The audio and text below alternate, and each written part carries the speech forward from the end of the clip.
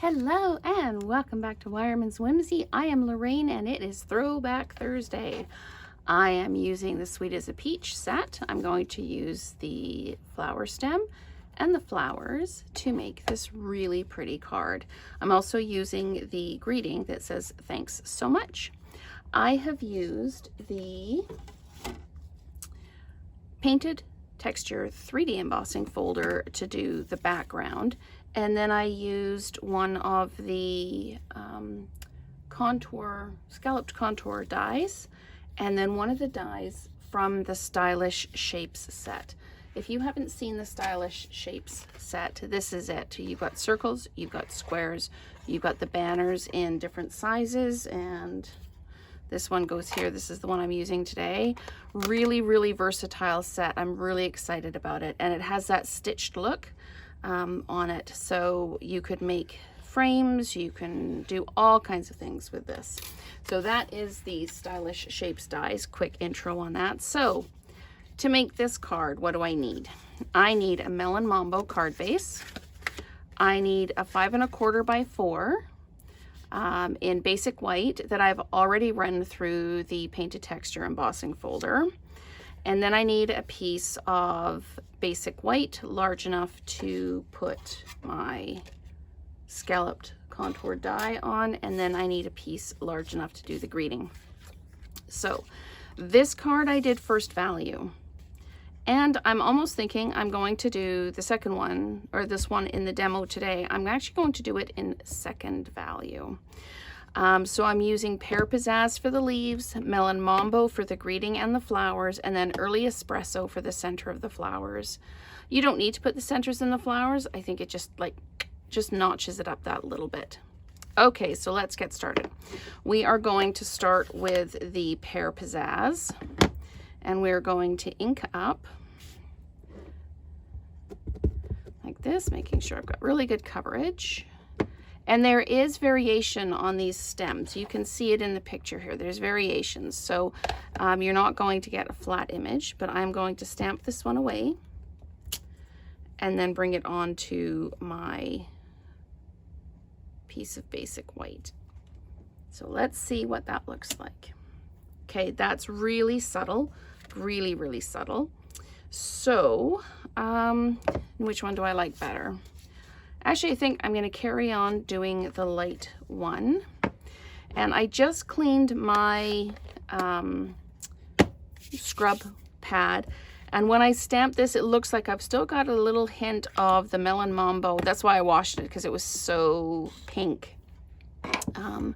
But it looks like I've got a little bit of cross-contamination with the color there, but it actually looks quite neat. So I'm not going to worry about it. Okay, with this flower stamp, the big flower goes in here, the medium flower goes here, and the little flower goes here. To me, this is the most critical one to line up because there's actually a gap in the leaves here, so you want to kind of fill that gap. So I'm going to ink up with the Melon Mambo. I'm going to stamp it away, and now I'm going to line this up. And again, I apologize if I get in the frame, because sometimes to line these up you need to get right above it. So I'm going to pop that down like that, and hopefully I've got it. Excellent. Okay, so I'm a little bit high up, but I'm going to go with it anyway. One of the things you can do if you want to is you can fill in with some of the little flowers. I'm not going to worry about it. I'm kind of okay with the way it looks. And again, sometimes you have to get right over top to see. And sometimes it is worth it to use a bigger block so that you've got more vision around the edge.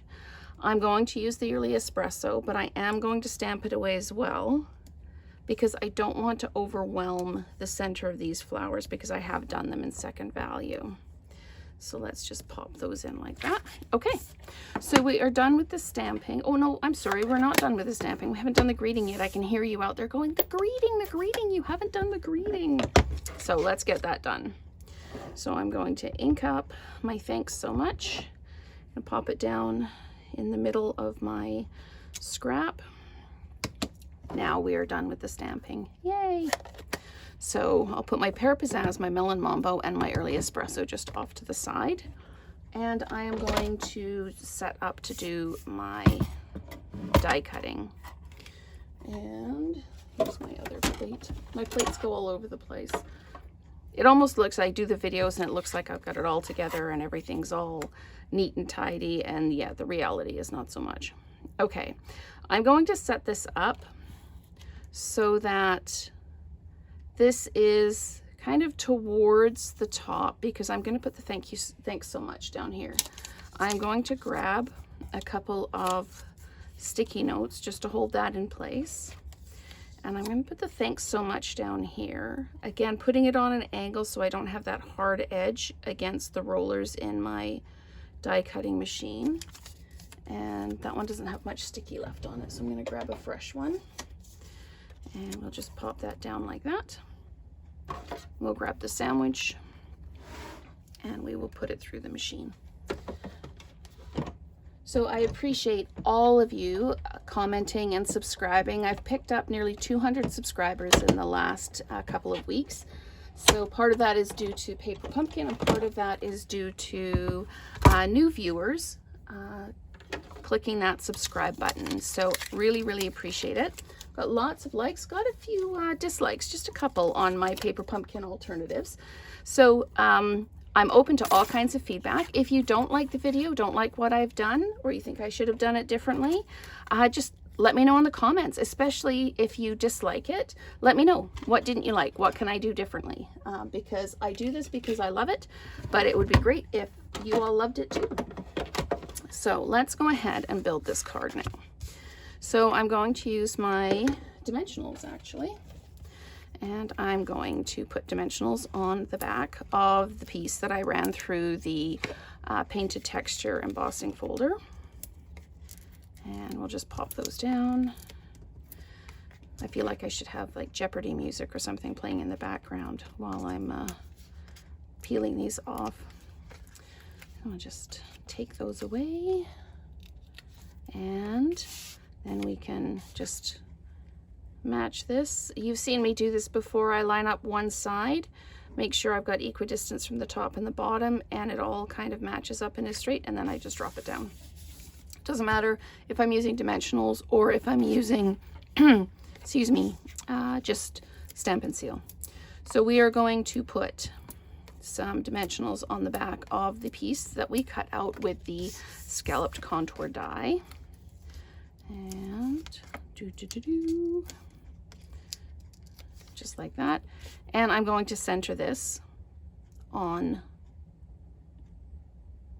the card front, just like that.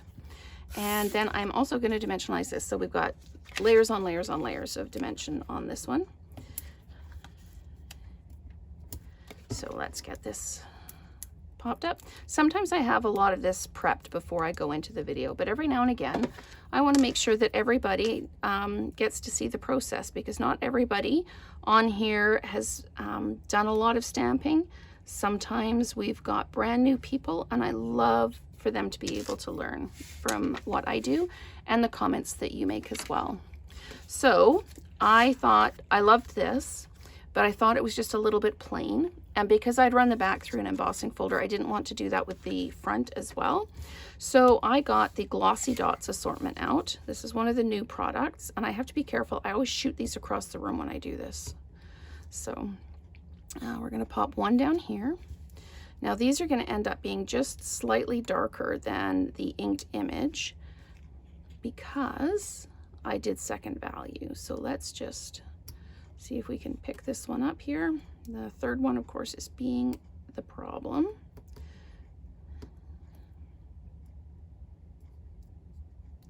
Oh, and now I've got it on my finger, so that's just fine. We can pick it up from there. And I am going to pop this one down, just down here like this. So if you've got some ribbon that goes, you could use the polished pink ribbon, or if you've got Melon Mambo ribbon, you could use that. Or even the, what have I got here? Pear Pizzazz. I wanted to say Pale Papaya. How silly is that? So Pear Pizzazz. So this is the card that we've made in the video today. This is the other one. So you can let me know whether you prefer the brighter version or the more subtle version. So thank you so much for watching, and we will create together again soon.